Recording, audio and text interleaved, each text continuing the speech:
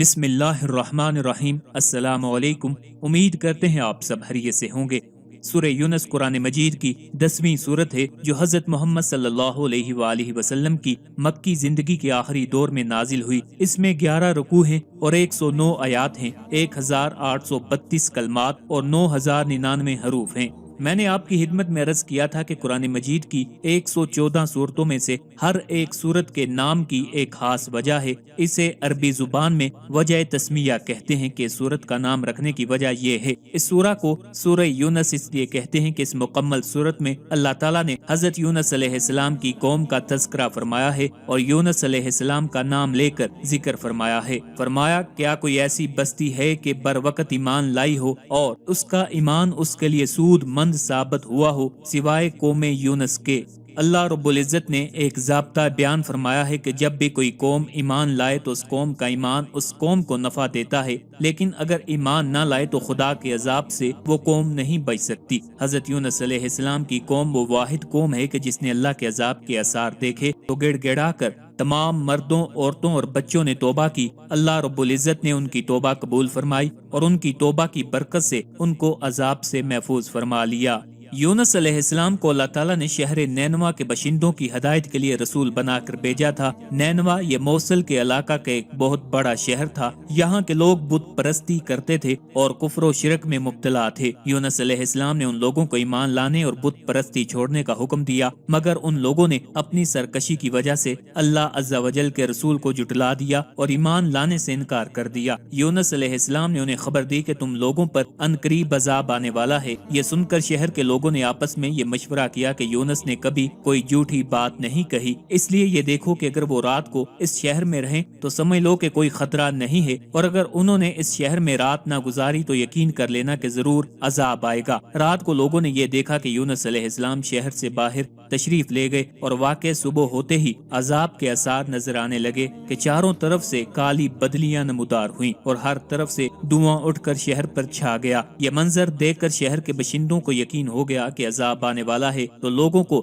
یونس علیہ السلام کی تلاش اور جستجو ہوئی، مگر وہ دور دور تک کہیں نظر نہیں آئے۔ اب شہر والوں کو اور زیادہ خطرہ اور اندیشہ ہو گیا، چنانچہ شہر کے تمام لوگ خوف خداوندی سے ڈر کر کانپ اٹھے اور سب کے سب عورتوں، بچوں بلکہ اپنے مویشیوں کو ساتھ لے کر اور پھٹے پرانے کپڑے پہن کر روتے ہوئے جنگل میں نکل گئے اور رو رو کر صدقے دل سے یونس علیہ السلام پر ایمان لانے کا اقرار اور اعلان کرنے لگے۔ شوہر بیوی سے اور مائیں بچوں سے الگ ہو کر سب کے سب استغفار میں مشغول ہو گئے اور دربار باری میں گڑ گڑا کر گریہ ازاری شروع کر دی۔ جو مظالم آپس میں ہوئے تھے ایک دوسرے سے معاف کرانے لگے اور جتنی حق تلفیاں ہوئی تھی سب کی آپس میں معافی تلافی کرنے لگے، غرض سچی توبہ کر کے خدا سے یہ عہد کر لیا کہ یونس علیہ السلام جو کچھ خدا کا پیغام لائے ہیں ہم اس پر صدقے دل سے ایمان لائے۔ اللہ کو شہر والوں کی بے قراری اور مخلصانہ گریہ ازاری پر رحم آیا اور عذاب اٹھا لیا گیا۔ ناگہاں دھواں اور عذاب کی بدلیاں رفع ہو گئیں اور تمام لوگ پھر شہر میں آ کر امن و چین کے ساتھ رہنے لگے۔ اس واقعہ کو ذکر کرتے ہوئے خداوند قدوس نے قرآن مجید میں یوں ارشاد فرمایا،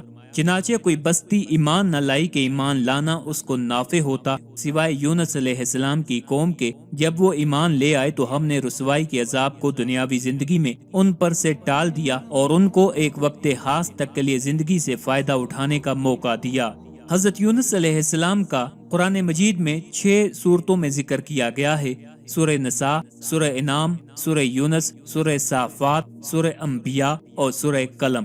ان میں سے 4 پہلی صورتوں میں نام مذکور ہے اور 2 آخر کی صورتوں میں ذوالنون اور صاحب الحوت یعنی مچھلی والا کہہ کر صفت کا اظہار کیا گیا ہے۔ یہ بھی واضح رہے کہ سورہ نساء اور سورہ انعام میں انبیاء علیہ السلام کی فہرست میں فقط نام مذکور ہے اور باقی صورتوں میں واقعات پر مختصر روشنی ڈالی گئی ہے اور حضرت یونس علیہ السلام کی حیات طیبہ کے صرف اسی پہلو کو نمایاں کیا گیا ہے جو ان کی پیغمبرانہ زندگی سے وابستہ ہے اور جس میں رشد و ہدایت کے مختلف گوشے دعوت بصیرت دیتے ہیں۔